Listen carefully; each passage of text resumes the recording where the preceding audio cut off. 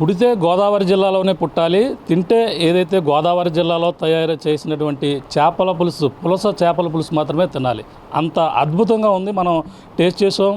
Madam గారు ఏదైతే లలితా కుమారి గారు కూడా దాన్ని రుచి చూపించారు. అది మైమరిపించే విధంగా చాలా అద్భుతంగా ఉన్నటువంటి పరిస్థితి ఉంది. మేడం చెప్పండి, ఏంటి ఇంత అద్భుతంగా తయారు చేశారు? ఎన్నాళ్ళని అంటే మీకు ఏ విధంగా నేర్చుకున్నారు ఈ వంటకం? మరి ఏమండి, నేను గోదావరి జిల్లాలో పుట్టిందాన్నే కదా, ఇంక పుట్టుకతోనే వచ్చేస్తూ ఉంటాయి ఇవన్నీ, మనకి నేర్చుకోక్కర్లేదండి ఆటోమేటిక్గా. మా ఇంట్లో ఎలాగా మా అమ్మగారి దగ్గర నుంచి ఇంకెప్పటి నుంచో మా అమ్మమ్మ గారి దగ్గర నుంచి చేపలు ఇక్కడ వాళ్ళమే కాబట్టి వండుకునేవాళ్ళం. అలాగే ఇంకేమైనా చేస్తుంటారండి మీరు? చేస్తాం సార్. మేము వెజిటేరియన్ పికిల్స్ ఒక 20 రకాలు చేస్తామండి. నాన్ వెజ్ కూడా పికిల్స్, రొయ్య, పీత, చికెను, మటను, చేప అన్నీ చేస్తాం. స్నాక్స్ చేస్తామండి.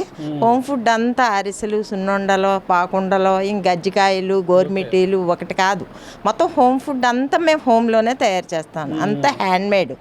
మేము ఏ రకమైన అందులో వాడి ఏమి యూజ్ చేయమండి. మామూలుగా న్యాచురల్గానే. మా పికిల్స్ కూడా ఎండకండి మనం ఇంట్లో తయారు చేసుకున్నట్టు తయారు చేస్తాను. అంతా కూడా ఆర్డర్ బేసిక్ అండి, ఏది నిలవ పెట్టాం. ఈ పులస చేప మరి నేనే వండేసుకుని నేనే తినేస్తే నా రుచి తెలియాలి కదండి అందరికీనే. ఒకళ్ళే గోదావరి రుచులు పెంచాలి, మన ఊరి కోసమన్నా మన కోసమన్నా చెప్పుకోవాలంటే మనకి ఏదో ఒకటి ఉండాలని అప్పుడు మొన్న సంవత్సరం నుంచి కూడా, అంటే అంతకు ముందు నేను ఎవరన్నా చేప తెచ్చుకుంటే వండిచ్చేదాన్ని అండి. ఇప్పుడు మాత్రం మేము బయటికి మార్కెట్ చేస్తున్నాం అన్నమాట అండి. మేము హైదరాబాద్ దగ్గర నుంచి గుంటూరు, కర్నూలు, వైజాగ్, విజయవాడ, భీమవరం, ఏలూరు, ఇంకొక ఊరు కాదు, A to Z bus service ఉన్న ప్రతి ఊరు కూడా మా పులుసు అవైలబుల్ ఉంటుందండి.